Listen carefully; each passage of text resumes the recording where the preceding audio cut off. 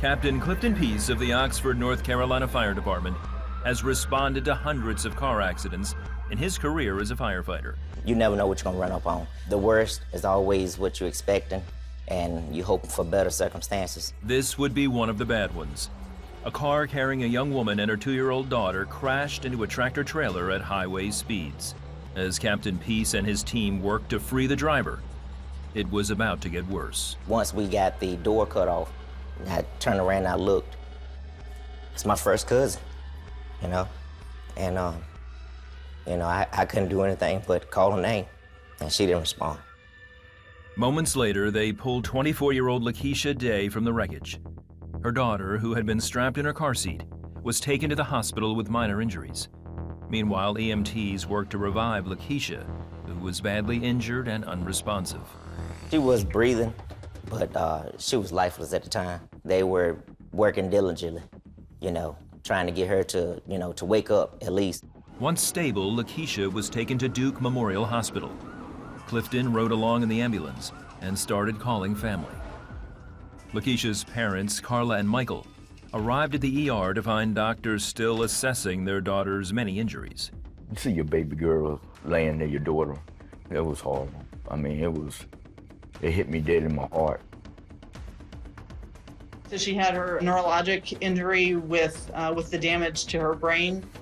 She had a spine injury. She had damage to her thoracic cavity with the multiple rib fractures and the pneumothorax. She had damage to her abdominal area with the spleen laceration, and then as well as damage kind of to the extremities with both the scapula fracture, pelvic fracture, and the tibial plateau fracture. They didn't really have high expectation of her making it. The next couple hours, really. When people have multiple injuries like that, their risk of having a poor outcome obviously goes up. Then LaKeisha's brain started to swell, increasing the pressure and further diminishing her chance of survival. Her family prayed for a miracle. We just started believing God that she'll live and not die. We just started confessing. All I know is I had to trust God. That's all we could do. Within 2 hours, her brain stopped swelling and the pressure dropped to normal. It was very encouraging. It was just an amazing sight to see that. LaKeisha's daughter, Kennedy, was released the next day with a broken collarbone and cut on her head. But LaKeisha's battle was just beginning.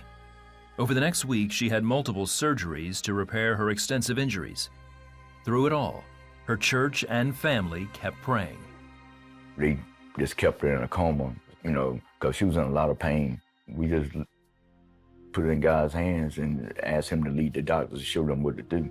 At night, I would pray, and Pastor gave us stuff to read over her or read to her to just encourage her, because she's a fighter. After a week and a half, doctors began weaning her off the sedatives. She was conscious and able to communicate, then start rehab. I woke up and I was at Wake Med in rehab.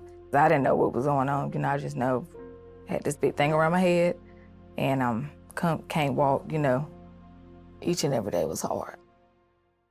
She just started picking up, and just going forward. Her body began to heal fast, and they were just amazed at that, Over the next 2 months, LaKeisha's family and friends continued to lift her up in prayer.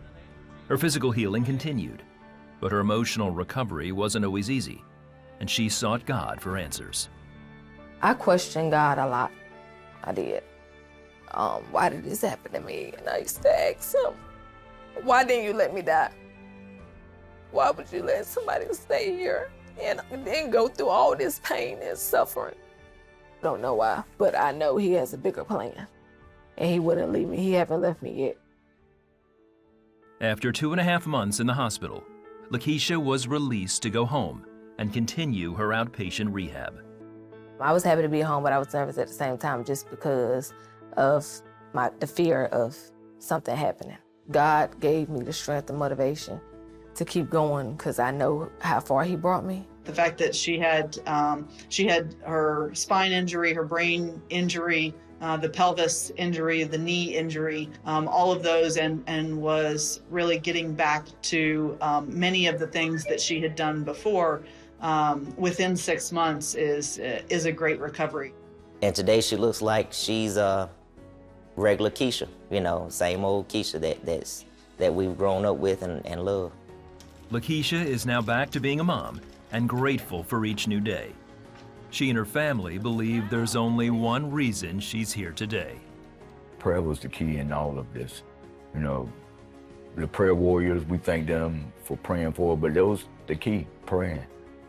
It gave us our heart's desire. Prayer was instrumental, yes. Yes, I don't know what we could have did without it. And LaKeisha now understands why God brought her through this experience. I know my purpose now, and it is to minister to people and to bring people to God. And I try to give them hope and motivation by them seeing me and see how far he brought me, and that can happen for them too.